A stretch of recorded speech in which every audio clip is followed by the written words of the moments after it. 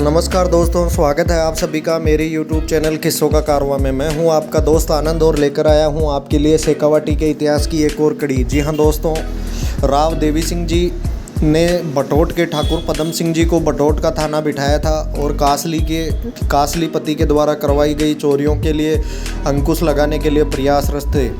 जब राव देवी सिंह जी को पता चला कि बटोट के ठाकुर पदम सिंह जी को मार दिया गया और कासलीपति ने ये हिंसा की है, उस हिंसा का उत्तर देने के लिए पूर्णमल के पास नहीं जाकर देवी सिंह जी अलवर के प्रताप सिंह जी के पास गए, क्योंकि उनका और पूर्णमल का मातृकुल एक ही था और दोनों मित्र भी थे। पूर्णमल के पत्र पाकर उन्होंने लिखा कि हम लोहागल आते हैं, यदि दोनों पक्ष राजी होंगे तो संधि कराने का प्रयास करेंगे।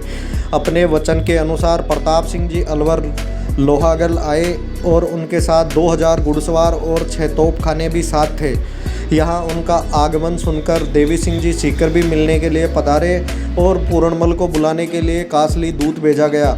दूत भेजने के बाद भी वो नहीं आए और कासलीपति की हरकतों को देवी सिंह जी ने अलवर नरेश को जब बताया तो प्रताप सिंह अलवर ने पुनः दूत भेजकर कहलवाया कि कासली के 5 गांव जो राव देवी सिंह ने दबा लिए थे वह उनके पास रहने दिए जाए और आप 2 गांव ठाकुर पदम सिंह जी के पुत्रों को दे दिए जाए, क्योंकि कासली के नीचे 84 गांवों का शासन पूर्णमल कर रहा था और क्योंकि आपने पदम सिंह जी के पुत्रों को मारने का दुस्साहस किया है, अगर आप इससे सहमत हैं तो संधि हो सकती है। लेकिन पूर्णमल जी ने दूत को कहलवा दिया कि आप पोड़ में जयपुर और भरतपुर के गांव दबाकर राजा बन बैठे, यहाँ यह पोड़ नहीं चलेगी।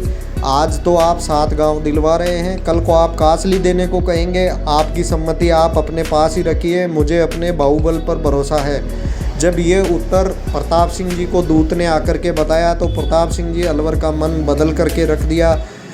उन्होंने देवी सिंह को कहा कि आप जैसी कार्यवाही कर सकते हैं वैसी करें। इस प्रकार राव देवी सिंह जी ने कासली पर आक्रमण कर दिया और ठाकुर पूर्णमल जी ने 3 दिन गहरी लड़ाई लड़ी और चौथे दिन रात को हारकर चुपचाप कासली छोड़ करके वो मारवाड़ की सीमा में चले गए।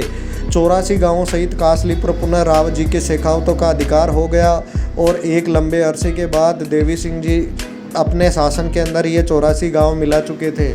अब कासली की 84 पर सीकर के राव जी का हुक्म चलने लगा और सीकर अब और भी ज़्यादा समृद्ध हो रहा था, क्योंकि 84 गांवों की आय काफ़ी ज़्यादा थी उस समय के हिसाब से।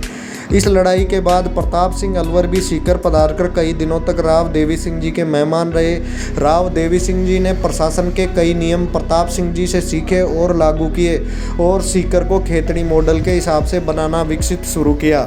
जी हाँ दोस्तों, अगली कड़ी में अपन फिर सीकर के इतिहास की एक कड़ी लेकर प्रस्तुत होंगे। तब तक जुड़े रहिए मेरे चैनल किस्सों का कारवां से। अगर आपको ये इतिहास के लोकल किस्से पसंद आते हैं तो मेरे चैनल को लाइक शेयर सब्सक्राइब अवश्य कीजिए। धन्यवाद दोस्तों।